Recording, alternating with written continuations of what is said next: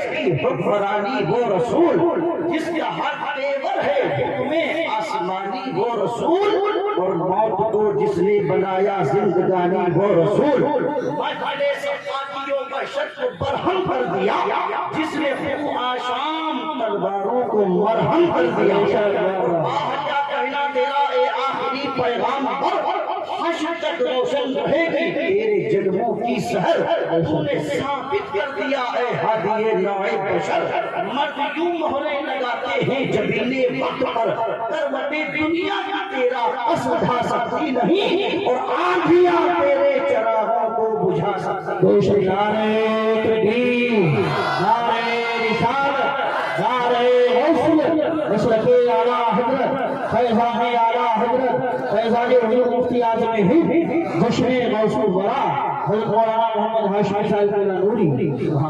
حضرات، آج کا جلسہ اور جلسے سے ہونے والی تقاریر و پیغامات بڑے فکری ہے، یہی حکم ہے اور اس کی ضرورت بھی ہے۔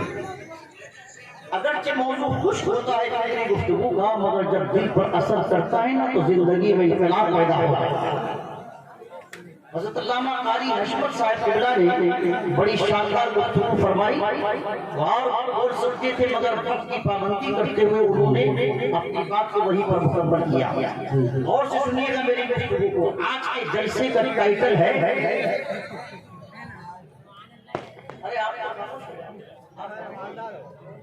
آپ کے جلسے کا ٹائٹل ہے جشن غوث الورا۔ ذرا سمجھ کے بول دیجیے، جشن غوث الورا۔ مہینہ بھی 3 روز کے بعد شروع ہوگا، مگر ماشاءاللہ بیلویری کی اس کمیٹی نے جس کا نام انجمن خدمت خلق ہے، ایسی خدمت کی کہ پہلے حضور کی آمد کے جشن منائے، اب سرکار غوث پاک جو حضور کے شہزادے ہیں انہی کی نسبت سے اس جلسے کا انعقاد کیا۔ اللہ پاک ایک لمحے کو اپنی بارگاہ میں شرف قبولیت عطا فرمائے۔ اب غور سے سنیں، میں آپ سے ایک سوال پوچھنا چاہتا ہوں، کیونکہ مجھے حکم یہ کہ میں آپ کو گفتگو کروں جس کا مجھے آرڈر اور حکم ہے۔ میں ایک سوال آپ کی بارگاہ سماعت میں چھوڑتا ہوں، مجھے بتائیں زندگی کیا ہوتی ہے؟ زندگی کس کو کہتے ہیں؟ زندگی کی ڈیفینیشن کیا ہے؟ زندگی کی پریبھاشا کیا ہے؟ زندگی کی تعریف کیا ہے؟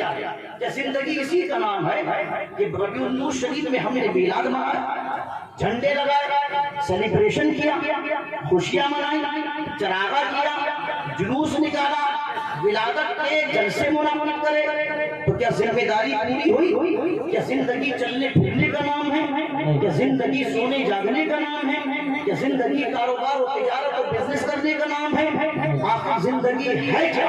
اگر سارے متوجہ ہوں تو ہم سب مل کر کے قرآن کی بارگاہ میں پہنچے اور قرآن سے پوچھے، قرآن ذرا تو بتا زندگی کہتے کس کو؟ کہتے کس کو ہے؟ زندگی کب مکمل ہوتی ہے؟ زندگی کب حد اعتبار حاصل کرتی ہے؟ زندگی کی ڈیفینیشن کیا ہے؟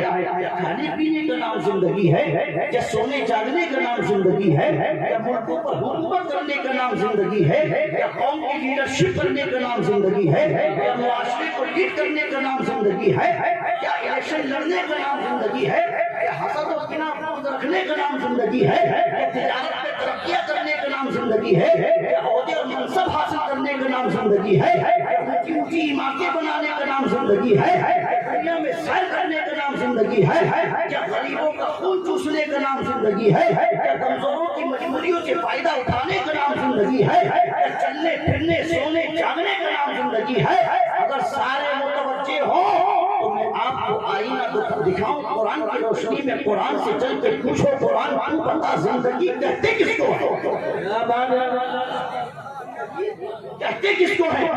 یہی زندگی ہے کہ میں کھڑے ہو کے بول رہا ہوں اور آپ سن رہے ہیں؟ جب میری روح میرے جسم کو ایکٹیو کر رہی ہے، جب اس کو زندگی کہتے ہیں، کیونکہ ہماری زندگی جو ہے نا وہ 2 چیزوں کا مجموعہ ہے، ایک کو روح کہتے ہیں اور دوسری کو جسم کہتے ہیں۔ بہت غور سے سننا، اور جب میرا جملہ یہاں اثر کرے تو خاموش مت بیٹھیے گا، ریسپانس دیجیے گا، انشاءاللہ ریٹرن ملے گا اس کا ضرور اگلے جملے میں۔ سنیں، زندگی کتنی چیزوں کا مجموعہ ہے؟ 2 چیزوں کا مجموعہ ہے۔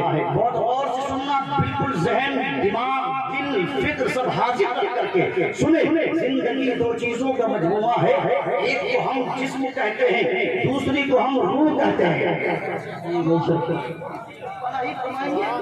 ایک کو جسم کہتے ہیں، دوسری کو روح کہتے ہیں۔ تقریر ان کے لیے نہیں، آپ کے لیے ہے۔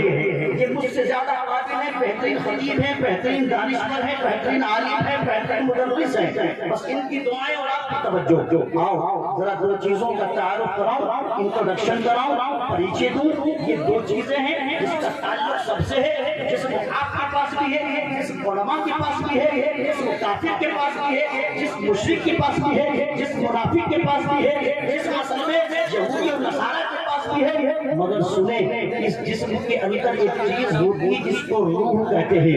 ان دونوں چیزوں کے ملنے اور ملاقات اور ایک ساتھ اور سنگم کا نام ہے زندگی۔ ایک ساتھ ہے تو زندگی ہے۔ اب سنیں، جسم نظر آتا ہے، روح نظر نہیں آتی، مگر جب روح نکل جاتی ہے جسم بے وزن ہو جاتا ہے۔ جب روح نکل جاتی ہے آپ آگے پر اٹھاتے ہی شیر خاموشہ پہنچا دیتے ہیں۔ جب روح نکل جاتی ہے جسم معاشرے میں رہنے کے قابل نہیں رہتا۔ جب روح نکل جاتی ہے تو جسم بے مقصد ہو جاتا ہے۔ کتنا ہی بڑا دنیا میں مسٹر ورلڈ ہو یا ورلڈ ہو، لیکن جب روح نکلتی ہے آپ کے بے شمار مردوں کو کاندھی پر اٹھایا، شیر خاموشہ پہنچا دیا۔ آپ نے کہا بھائی کیوں شیر خاموشہ پہنچا رہے ہیں؟ آنکھیں بھی تو موجود ہے، کان بھی تو موجود ہے، زبان تو موجود ہے، باڈی تو موجود ہے، سینہ تو موجود ہے، ہاتھ پیر تو موجود ہے۔ آپ کہیں گے ہاشمی بات یہ ہے، باڈی ہے، جسم ہے، جسامت ہے، مگر اس جسم کو جو چیز ایکٹیو کر رہی تھی وہ روح جسم سے جدا ہو چکی۔ بے شک بے شک بے شک۔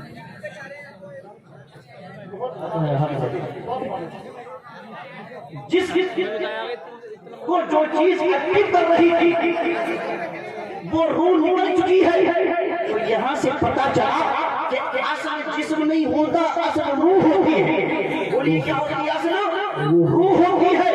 مگر یاد رکھو، جسم نظر آتا ہے، روح نظر نہیں آتی۔ جو نظر آتا ہے حضرت وہ اصل نہیں ہے، اور جو نظر نہیں آتا وہ اصل ہے۔ جو دکھتا ہے وہ اصل نہیں ہے، اور جو نہیں دکھتی ہے وہ اصل ہے۔